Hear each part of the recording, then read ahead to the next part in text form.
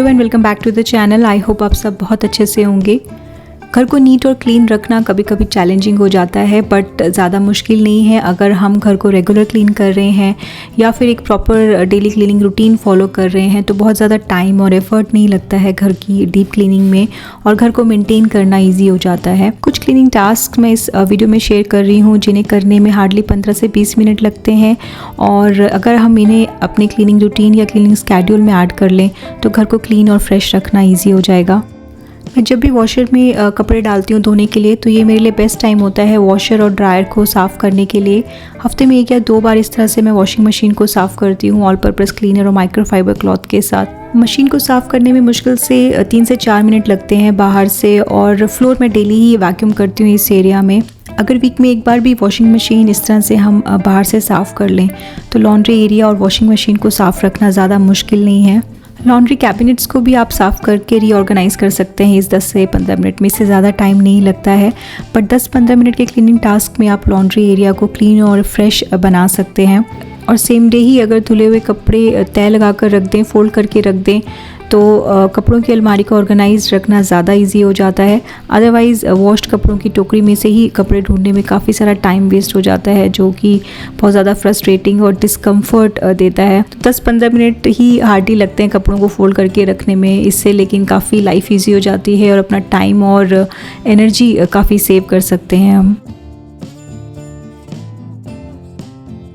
मैं वैसे तो डेली ही फर्नीचर की डस्टिंग करती हूँ, बट अगर वीक में 2 या 3 बार भी फर्नीचर की डस्टिंग कर लें तो घर को साफ़ रखना इजी है।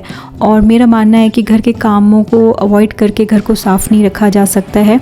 इससे अच्छा है कि डेली, वीकली या मंथली क्लीनिंग रूटीन एक हम बना लें या स्केड्यूल बना लें क्लीनिंग करने का, तो घर साफ़ रखना इजी है। फर्नीचर को क्लीन करने के लिए ऑल पर्पज़ क्लीनर और माइक्रोफाइबर क्लॉथ और कभी कभी मैं डस्टर भी यूज़ करती हूँ, डिपेंड करता है कि फ़र्नीचर कितना डस्टी है। और ये मेरा डेली क्लीनिंग रूटीन का पार्ट है, बट वीकली क्लीनिंग रूटीन में भी इस टास्क को हम ऐड कर सकते हैं। वीक में कोई भी घर में स्पेस हम अच्छे से क्लीन करके रीऑर्गेनाइज़ कर सकते हैं, स्पेशली बेडरूम्स। वीकली मैं बेडशीट चेंज करती हूँ, बट वीकडेज़ में ये लिंट रोलर मैं यूज़ करती हूँ जब भी मैं बेड अरेंज कर रही होती हूँ। इस लिंट रोलर से मुझे काफ़ी इजी रहता है बेडशीट और पिलो कवर्स को साफ़ रखना, और ये लिंट रोलर बहुत इजी है यूज़ करना। इस रोलर की शीट्स को हम चेंज कर सकते हैं यूज़ करने के बाद, और ये शीट्स काफ़ी इफ़ेक्टिव हैं लिंट डस्ट हेयर को रिमूव करने में, और किसी भी कपड़े पे हम इसे यूज़ कर सकते हैं और ज़्यादा टाइम नहीं लगता है साफ़ करने में। पैंट्स और कोट्स में भी इस लिंट रोलर को यूज़ कर सकते हैं कपड़ों के रेशे दूर करने के लिए। और 2 से 3 महीनों में एक बार मैं मैट्रेसेस को अच्छे से वैक्यूम क्लीन कर देती हूँ, इससे काफ़ी अच्छे से गद्दे डीप क्लीन हो जाते हैं। दिन में या फिर वीक में एक बार भी ये कोई भी एक क्लीनिंग टास्क हम अगर करें 15 से 20 मिनट के लिए, तो भी घर को क्लीन और ऑर्गेनाइज्ड रखना बहुत ज़्यादा इजी है। किचन, लिविंग रूम, बेडरूम में सब काम करने के बाद और अरेंज करने के बाद मैं फ्लोर्स वैक्यूम क्लीन करती हूँ। मॉपिंग मैं अल्टरनेट डेज़ पे करती हूँ क्योंकि यहाँ पर बहुत ज़्यादा फ्लोर्स गंदे नहीं होते हैं, लेकिन वैक्यूमिंग मैं कभी स्किप नहीं करती हूँ। डेली हाउस क्लीनिंग रूटीन में कोई भी 15 मिनट क्लीनिंग टास्क अगर हम ऐड करें तो घर को साफ़ और टाइडी रखना बहुत ही आसान हो जाएगा। और उसमें से एक क्विक और इजी क्लीनिंग टास्क है बाथरूम मिरर और काउंटर टॉप को साफ़ करना। शावर से पहले 10 से 15 मिनट में बाथरूम काउंटर टॉप हम साफ़ करके रीअरेंज कर सकते हैं, बट वीक में एटलीस्ट एक बार पूरा बाथरूम डीप क्लीन करना ज़रूरी है बाथरूम हाइजीन मेंटेन करने के लिए। और अगर डेली ही थोड़ी क्लीनिंग घर की हो रही है तो बहुत ज़्यादा स्ट्रगल नहीं करना पड़ता है घर की डीप क्लीनिंग के लिए। ऑल पर्पज़ क्लीनर और माइक्रोफाइबर क्लॉथ के साथ मैंने मिरर और बाथरूम काउंटर टॉप और सिंक को साफ़ किया है, बट मैं कभी कभी डिसइंफेक्टेंट वाइप्स के साथ भी बाथरूम साफ़ कर देती हूँ। और ये माइक्रोफाइबर क्लॉथ मैंने अलग से रखे हैं बाथरूम साफ़ करने के लिए। किचन और बाकी घर की डस्टिंग करने के लिए एक पूरा पैक मैंने अलग से रखा हुआ है माइक्रोफाइबर क्लॉथ का। वो माइक्रोफाइबर क्लॉथ्स मैं यहाँ बाथरूम में यूज़ नहीं करती हूँ। और यही बाथरूम कैबिनेट में ही मैंने एक बॉटल ऑल पर्पज़ क्लीनर और कुछ माइक्रोफाइबर क्लॉथ्स रखे हुए हैं ताकि ज़्यादा टाइम वेस्ट ना हो जब भी बाथरूम साफ़ करना हो।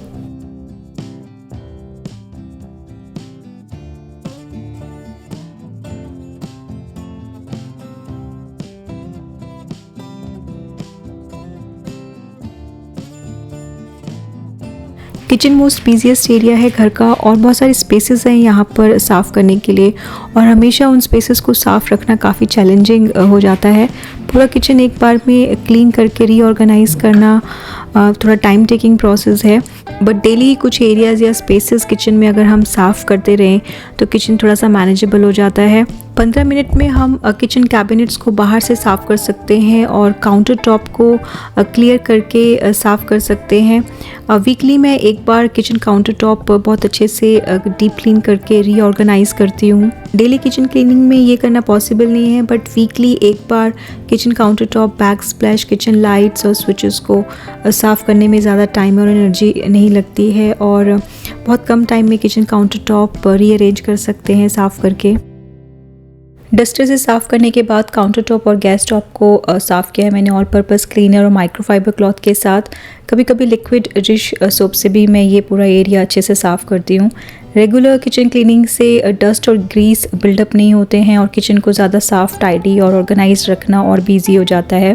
गैस ओवन और डिश वॉशर, ये ऑलमोस्ट डेली ही मैं इनका आउटर सरफेस साफ़ करती हूँ। बहुत जल्दी से पानी के स्पॉट इन दोनों ही अप्लाइंसेस पे आ जाते हैं। गैस ओवन का आउटर सरफेस साफ़ करने के बाद यहाँ पर मैंने हैंड टॉवल चेंज किया है और काउंटर टॉप साफ़ हो जाने के बाद मैंने किचन काउंटर टॉप को रीऑर्गेनाइज़ किया है।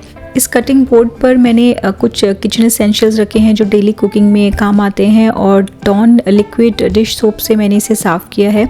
काफ़ी अच्छा ये डिश सोप है, ग्रीस बर्तनों से और किचन के सरफेस से साफ़ करने में काफ़ी इफ़ेक्टिव है।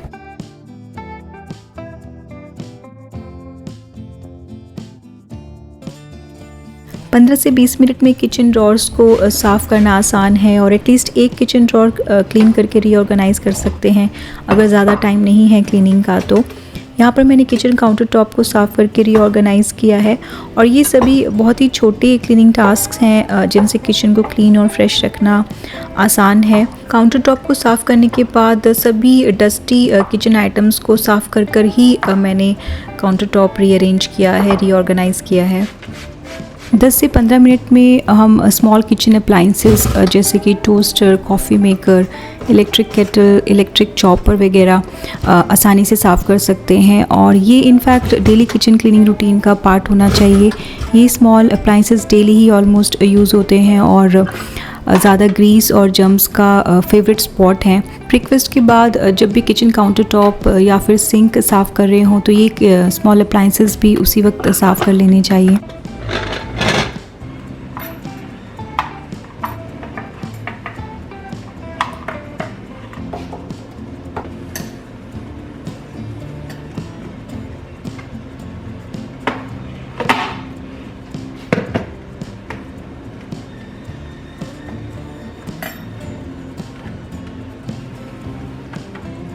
किचन सिंक को साफ़ करने के लिए मैं Dawn liquid dish soap, daddy scrubber और ये सिंक ड्रेन क्लीनर आजकल मैं यूज़ कर रही हूँ और ये स्क्रबर और सिंक ड्रेन क्लीनर काफ़ी इफ़ेक्टिव है। ये स्क्रब स्क्रैच फ्री है और बर्तनों के साथ साथ किचन का कोई भी सरफेस साफ़ कर सकते हैं इससे। इवन बाथरूम काउंटर टॉप और सिंक भी इसे साफ़ कर सकते हैं। बहुत ही फ्लैक्सीबल और मल्टीपर्पज़ ये स्क्रबर है और किचन सिंक को साफ़ करने के लिए डॉन लिक्विड डिश सोप मैं यूज़ कर रही हूँ आजकल। किचन सिंक मैं डेली एटलीस्ट 2 बार साफ़ करती हूँ और साफ़ करना बहुत ज़रूरी है क्योंकि बहुत ज़्यादा जर्म्स बिल्डअप होते हैं किचन सिंक में झूठे बर्तनों की वजह से। किचन सिंक को साफ़ करने के बाद नॉर्मली मैं गर्म पानी सिंक पाइप में डालकर कुछ ड्रॉप्स एसेंशियल ऑयल्स के डालती हूँ जिससे किचन काफ़ी फ्रेश और क्लीन फील होता है। बट कुछ दिन पहले मैं वॉलमार्ट से ये सिंक ड्रेन क्लीनर कैप्सूल्स लेकर आई थी। टैबलेट्स में भी ये अवेलेबल हैं। फ्रेश ऑरेंज सेंट है इन कैप्सूल की और ये सिंक पाइप को क्लीन करके डिओड्राइज करते हैं। जस्ट एक कैप्सूल ड्रॉप करके गर्म पानी डालना है और कैप्सूल इससे ब्रेक हो जाता है और सिंक पाइप में जो भी क्लॉगिंग है वो इससे क्लीन हो जाती है।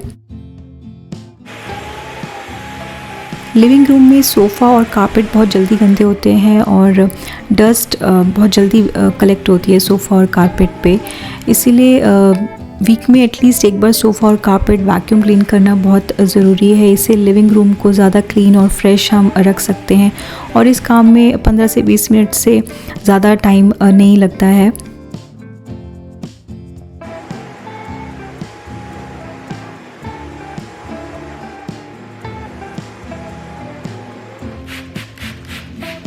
डाइनिंग टेबल एटलीस्ट दिन में एक बार ब्रेकफास्ट या फिर डिनर के बाद क्लीन करके अरेंज करना ज़रूरी है। टेबल टॉप और डाइनिंग मैट्स पे अक्सर खाना गिर जाता है और इन पर स्पेशली हल्दी के दाग रह जाते हैं अगर ज़्यादा देर तक साफ़ ना करें। और इस काम में हार्डली 5 मिनट भी नहीं लगते हैं और ऑल पर्पस स्प्रे और माइक्रोफाइबर क्लॉथ के साथ क्लीनिंग प्रोसेस और भी ईजी हो जाता है।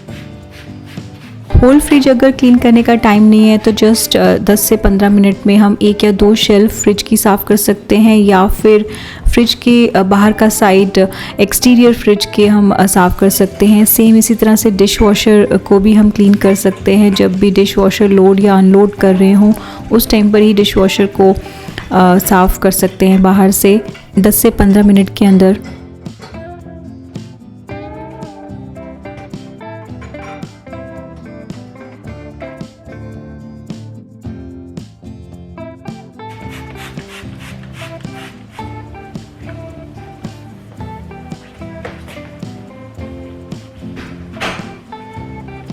दस से 15 मिनट के अंदर हम किचन ड्रॉर्स को साफ़ कर सकते हैं या फिर एक किचन ड्रॉर को अच्छे से डीप क्लीन करके रीअरेंज कर सकते हैं, ऑर्गेनाइज़ कर सकते हैं। किचन एक ऐसी स्पेस है जहाँ पर बहुत सारे सरफेसेस हैं क्लीन करके ऑर्गेनाइज़ करने के लिए और सबसे ज़्यादा टाइम क्लीनिंग का किचन में ही जाता है। बट अगर किचन क्लीनिंग का काम हम डे वाइज सेपरेट कर लें, डिवाइड कर लें तो किचन को क्लीन और ऑर्गेनाइज्ड और टाइडी रखना काफ़ी ईजी है। दिन में 15 से 20 मिनट निकाल कर कोई भी हम क्लीनिंग टास्क जो इस वीडियो में मैंने शेयर किए हैं वो कंप्लीट कर लें तो घर बहुत ही क्लीन और ऑर्गेनाइज्ड रहेगा और साथ ही वीकली और मंथली क्लीनिंग स्ट्रेसफुल नहीं होगी। ऐसे बहुत सारे और 5 से 10 मिनट हाउस होल्ड चोर्स हैं जिन्हें करके हम अपने घर को क्लीन और टाइडी रख सकते हैं। आई होप आपको आज का ये मेरा वीडियो पसंद आया होगा और ये वीडियो आज का मैं यहीं पर एंड करती हूँ और मिलती हूँ आपसे अपने अगले नई वीडियो में। Thank you so much for watching. Thank you.